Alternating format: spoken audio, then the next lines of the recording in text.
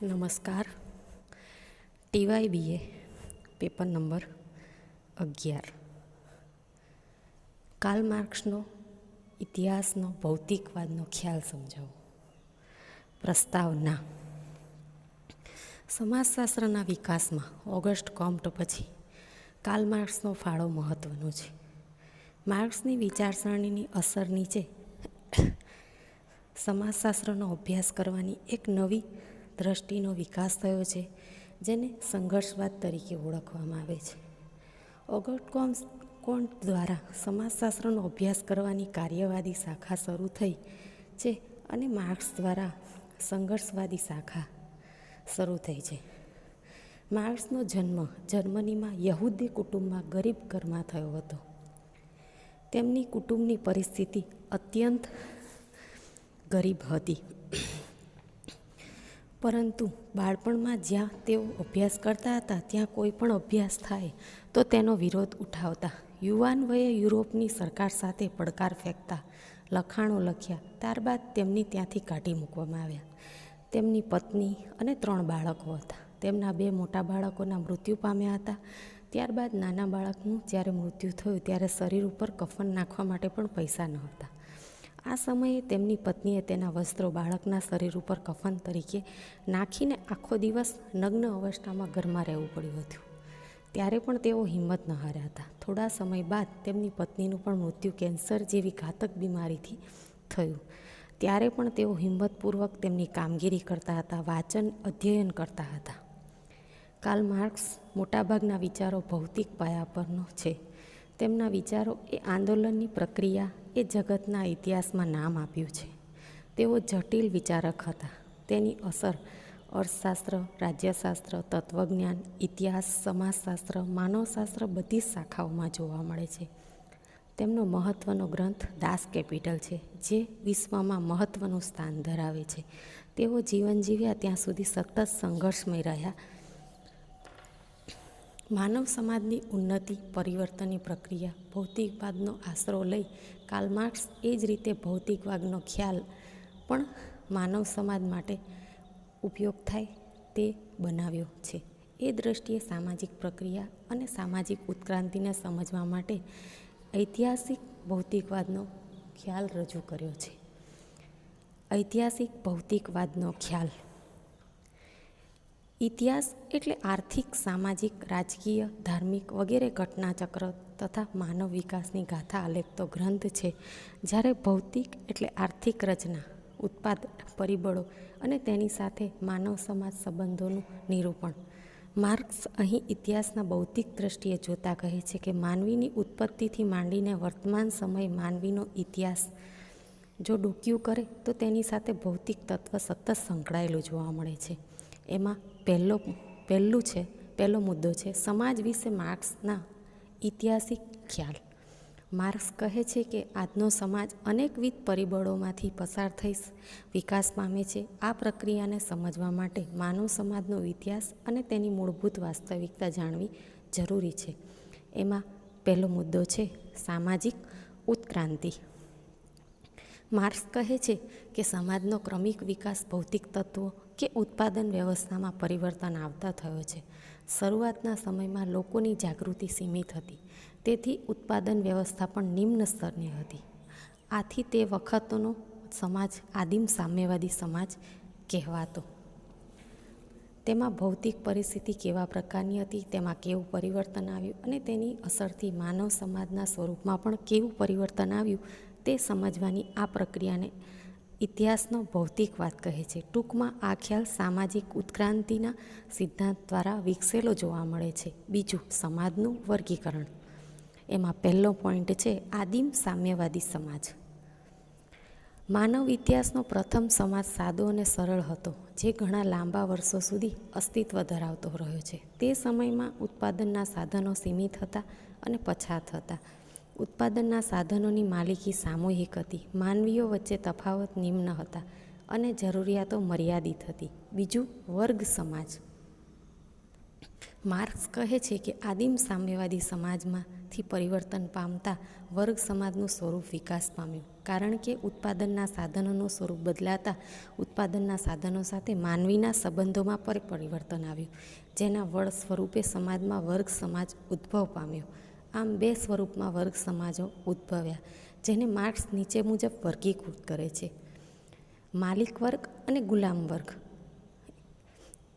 આદિમ સમાજમાં ઉત્પાદનના સાધનો પછાત વર્ગના હતા, તેથી તે સાધનો સાથે સંબંધ સામૂહિક હતો. સમય જતાં નવા ઉત્પાદનોના સાધનોની શોધ થતાં ઉત્પાદનના સાધનોની માલિકી ધરાવતો વર્ગ અદ્ભુત ઉદ્ભવ પામ્યો. બીજું છે સામંત વર્ગ અને અર્ધ ગુલામ વર્ગ. માર્ક્સ કહે છે કે માલિક અને ગુલામ વર્ગની વ્યવસ્થા સમય જતાં જમીનની માલિકી મિલકતના સંદર્ભમાં ગણવા લાગી, જેમાં શ્રમિક કે ગુલામ વર્ગ પાસે જમીન હોય પરંતુ તેને ખેડવા સાધનો ન હતા, ત્યારે સાધનોને માલિકી ધરાવતા વર્ગ પાસેથી ઉત્પાદન કરવા સાધન લાવે છે અને તેને બદલામાં જમીનનો ટુકડો આપે છે. પરિણામે ઉત્પાદનના સાધનોની માલિકી ધરાવતો વર્ગ જમીનને માલિક બનવા લાગ્યો, જેને સામંત વર્ગ તરીકે ઓળખવામાં આવે છે. જ્યારે તેના ફળસ્વરૂપે અર્ધ ગુલામ કિસાન વર્ગ ઉદ્ભવ પામ્યો. 14મી કે 15મી સદી સુધી સામંતોનું વર્ચસ્વ સમાજમાં વિશેષ હતું, તેના પુરાવામાં ઇતિહાસમાંથી મળી રહે છે. સમય જતાં આ અર્ધ ગુલામ કિસાન વર્ગમાંથી એક નવો વેપાર ઉદ્ભવ પામ્યો. ત્રીજું છે મૂડીપતિ અને મજૂર વર્ગ. ફ્રાન્સની રાજ્યક્રાંતિ અને યુરોપની ઔદ્યોગિક ક્રાંતિની અસરથી સામાજિક વર્ગનું નવું સ્વરૂપ ઉદ્ભવ પામ્યું. ઔદ્યોગિક ક્રાંતિ પરિણામ સ્વરૂપે અનેકવિધ ઉત્પાદનલક્ષી યાંત્રિક સાધનોનો વિકાસ થયો. આ બધા સાધનોની માલિક નાણાકીય રીતે સદ્ધર વર્ગ પાસે રહેવા પામી. આ વર્ગ દિન પ્રતિદિન ધનિક થવા લાગ્યો. બીજી તરફ સાધનો અને સાધન સાથે કામ કરતા મજૂર વર્ગની જરૂરિયાત વધી, પરંતુ આવક તે પ્રમાણમાં વધી શકી નહીં. બીજી તરફ મજૂર વર્ગની સંખ્યા દિન પ્રતિદિન વધારો થતો ગયો, તેથી તે મજૂરી કામ વહેંચાઈ ગયું. હવે છે માનવ ઇતિહાસનું ભૌતિકવાદી અર્થઘટન. એની અંદર પહેલો પોઈન્ટ છે માનવીનું મૂળભૂત જરૂરિયાત ભૌતિક છે.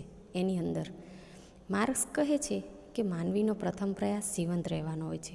આ જરૂરિયાત માનવીની પ્રકૃતિના ભૌતિક સંબંધોમાંથી પ્રાપ્ત થાય છે. એટલે કે માનવી મૂળભૂત જરૂરિયાત ખોરાક મુખ્ય છે અને ત્યારબાદ રક્ષણ અને જાતીયતા. આમ માનવી મૂળભૂત 3 જરૂરિયાતો ખોરાક, રક્ષણ અને જાતીયતાની ભૌતિક પ્રવૃત્તિ સાથે જોડાયેલ છે. બીજો પોઈન્ટ છે ભૌતિક જગત સાથે માનવોનો પ્રત્યક્ષ સંબંધ. સમાજની સૌપ્રથમ વાસ્તવિકતા ભૌતિક છે અને તે માનવી સતત પ્રયત્નશીલ છે. માર્ક્સ કહે છે કે માનવી દરેક પ્રવૃત્તિ ઉત્પાદન વ્યવસ્થાની શરૂ થાય છે. માનવી જીવન ટકાવી રાખવાની પ્રક્રિયાથી મૃત્યુ પર્યંત સુધી સતત ભૌતિક જગત સાથે સંઘર્ષ રહે છે. ત્રીજું છે ઉત્પાદન પરિબળનું સ્વરૂપ ભૌતિક છે. એમાં માર્ક્સ કહે છે કે માનવી પોતાની મૂળભૂત જરૂરિયાતો સંતોષવા માટે પ્રાકૃતિક સાધનો દ્વારા ભૌતિક ઉત્પાદનનું સર્જન કરે છે, જે માનવીના પદ્ધતિસર સામાજિક જીવનનો આધાર બને છે. એમાં પહેલો પોઈન્ટ છે ઉત્પાદન અને તેના સાધનો. સમુદાયના સભ્યોના સામૂહિક શ્રમથી ઉત્પાદન થતી આ બધી વસ્તુઓ ભૌતિક છે. આ ઉપરાંત માનવી પોતાની ભૌતિક વાતાવરણ સાથે કામ કરે છે. ઉત્પાદનના નવા સાધનો અને નવી ટેકનોલોજીઓનો પણ વિકસાવે છે. બીજો પોઈન્ટ છે ઉત્પાદનના સાધનો સાથે માનવીના સંબંધો. માર્ક્સ કહે છે કે ઉત્પાદનના સાધનો સાથે માનવીના સંબંધો અમુક ચોક્કસ સ્વરૂપે ઘડાય છે. ઉત્પાદનનું સર્જન અને તેની વહેંચણી મનુષ્ય વચ્ચે મિલકત સંબંધ વ્યવસ્થા ઊભી કરે છે. આધુનિક ઔદ્યોગિક સમાજમાં 2 પ્રકારના સંબંધો વિકસેલા છે. એક તો ઉત્પાદનના સાધનો અને એક માલિકી ધરાવતો વર્ગ. આ સાધનો સાથે કામ કરતો વર્ગ એ જ રીતે તે સમાજનું ઉત્પાદન અને તેની વહેંચણી માનવ સમાજના સામાજિક સંબંધો નક્કી કરે છે. ત્રીજું છે વર્ગ સંબંધો. ઉત્પાદન અને ઉત્પાદનના સાધનો સાથે મનુષ્યના ચોક્કસ પ્રકારના સંબંધો લીધે મનુષ્ય વચ્ચેના પારસ્પરિક સંબંધોનું સ્વરૂપ વિકાસ પામતું જાય છે. માર્ક્સના મતે આર્થિક રચનામાં સમાન સ્થાન ધરાવતા લોકોમાં હિતોની સમાનતા વિકસે છે. ઉત્પાદનના સાધનોની સમાનતા માનવીના સંબંધોની પ્રત્યક્ષ પરિણામ સ્વરૂપે વર્ગ સંઘર્ષ રચાય છે. ચોથું છે ભૌતિકતાના પાયાના આધારે સામાજિક સંસ્થાનું ઘડતર. માનવી ઇતિહાસ સંદર્ભમાં માર્ક્સ કહે છે કે સમાજની મૂળભૂત વાસ્તવિકતા ઉત્પાદનના વ્યવસ્થા કે ભૌતિક વ્યવસ્થા છે. તેની અસરને નીચે સમાજની અન્ય સંસ્થાઓ, રચનાઓ અને ઘડતર થાય છે, જેમ કે કાનૂની સંસ્થાનું સ્વરૂપ મૂળભૂત રીતે મિલકત સંબંધો ને આધારે ઘડાયેલું છે. પાંચમું છે રાજ્યનું કેન્દ્રવર્તી સ્થાન. કાર્લ માર્ક્સ કહે છે કે જે તેને સમાજ રાજવ્યવસ્થા અંદર મોટાભાગના ઊંચા વર્ગના પ્રત્યક્ષ કે પરોક્ષ રીતે વ્યક્તિઓ સંકળાયેલા છે. આ દ્રષ્ટિએ જે તે સમાજના ઉચ્ચ વર્ગની વિચારસરણી, મૂલ્યો, સત્તા વિશે ખ્યાલો વગેરેની અસર જોવા મળે છે. રાજ્યનું સંચાલન મહદઅંશે આવા ઉચ્ચ વર્ગના હિતોને ધ્યાનમાં રાખીને થતું જોવા મળે છે. છઠ્ઠું છે સમાજ વિશે કાર્યવાદી ખ્યાલ. માર્ક્સના મોટાભાગના વિચારો સંઘર્ષવાદી વિચારસરણી પર જોવા મળે છે, છતાં તેણે પોતાના ઐતિહાસિક ભૌતિક ખ્યાલને દર્શાવેલી સમાજવાદી સ્વરૂપમાં રચનાકીય કાર્યવાદી ખ્યાલ જોવા મળે છે. હવે આવે છે ઐતિહાસિક ભૌતિકવાદની મર્યાદા. એમાં મુદ્દા નથી, પણ ડાયરેક્ટ 1, 2, 3, 4, 5, 6 એવી રીતે નંબર આપવાના છે. કાર્લ માર્ક્સ રજૂ કરેલા ઐતિહાસિક ભૌતિકવાદનો ખ્યાલ સામાજિક ઉત્ક્રાંતિ અને સામાજિક પરિવર્તનની પ્રક્રિયાને સમજવામાં ઘણો ઉપયોગી બની રહ્યો છે. એમાં 1 નંબર, ભૌતિક જગત સાથે મનુષ્યના સંબંધો અને માનવીઓ વચ્ચેના આર્થિક સંબંધો બંનેને એક સરખા ગણવાની માર્ક્સે ભૂલ કરી છે. એટલે કે માનવી પોતાની જરૂરિયાત સંતોષવા માટે પ્રકૃતિ સાથે કે ભૌતિક જગત સાથે ક્રિયા કરે છે. બીજું, માર્ક્સ કહે છે કે માનવીની પ્રથમ જરૂરિયાત ભૌતિક ગણી છે, જે વાસ્તવમાં એકતરફી ખ્યાલ બની રહે છે, કારણ કે સમાજની અંદર માનવીની કૌટુંબિક, ધાર્મિક, સામાજિક જરૂરિયાતો પણ આર્થિક જરૂરિયાત સાથે જ ઉદ્ભવે છે. ત્રીજું છે સમાજની વિવિધ સંસ્થાઓનું રચનાતંત્ર આર્થિક પ્રવૃત્તિ દ્વારા થાય છે. તે કહેવું પણ વધારે પડતું છે, કારણ કે આર્થિક પ્રવૃત્તિઓ ઉપર પણ સમાજની વિવિધ સામાજિક સંસ્થાઓ ગહન અસર કરતી હોય છે. ચોથું છે સામાજિક અને માનવ ઇતિહાસ અંગેની માર્ક્સની રજૂઆત ભૌતિક સિવાય અન્ય કોઈ પરિબળને ધ્યાનમાં લીધેલ નથી. આમ આ જ રજૂઆત એકતરફી અને અધૂરી બની રહે છે. પાંચમું છે વર્ગ સંઘર્ષ દ્વારા સમાજ ઉત્ક્રાંતિ પામે છે અને ભવિષ્યમાં વર્ગ સમાજની ક્રાંતિથી વર્ગવિહીન સમાજ વ્યવસ્થા ઊભી થશે એવું માર્ક્સ કહે છે. પરંતુ કોઈ પણ માનવ સમાજ વર્ગ વગરનો કે સ્તરીકરણ વગરનો હોઈ શકે નહીં. જો દરેક એક સમાન ગણવામાં આવે તો સમાજનો વિકાસ રૂંધાય છે. તેથી ભવિષ્યમાં વર્ગવિહીન સમાજ અસ્તિત્વમાં આવશે તેવી કલ્પના વાસ્તવિક વેગળી છે. 6 નંબરે છે વર્ગવિહીન સમાજ વ્યવસ્થા સાથે માર્ક્સ રાજ્યની આવશ્યકતાને પણ નકારી છે, પરંતુ રાજ્ય એ જે તે સમાજનું મુખ્ય અંગ છે, જે સમાજનું ઘડતર કરે છે, સમાજને ધ્યેયો આપે છે, વિકાસની રૂપરેખા આપે છે અને સમાજનું સાતત્ય અને સુગ્રથન કેળવે છે. આમ રાજ્ય વગર સમાજ શક્ય નથી. રાજ્ય એ સમાજની જડ છે અને જડ વગરનો માનવી હોઈ શકતો નથી. તેથી કહી શકાય કે માર્ક્સે કરેલી રાજ્યવિહીન સમાજ રચનાની કલ્પના મૂર્ખામીભરી જોવા મળે છે. આમ ભૌતિક જગત સાથે મનુષ્યનો સંબંધો અને મનુષ્ય વચ્ચેના આર્થિક સંબંધો બંનેને એક સરખા ગણવાની માર્ક્સે ભૂલ કરી છે, કારણ કે મનુષ્ય વચ્ચેના આર્થિક સંબંધો વિનિમયના હોય છે, વ્યવસ્થાના હોય છે, મિલકતના વારસાના હોય છે.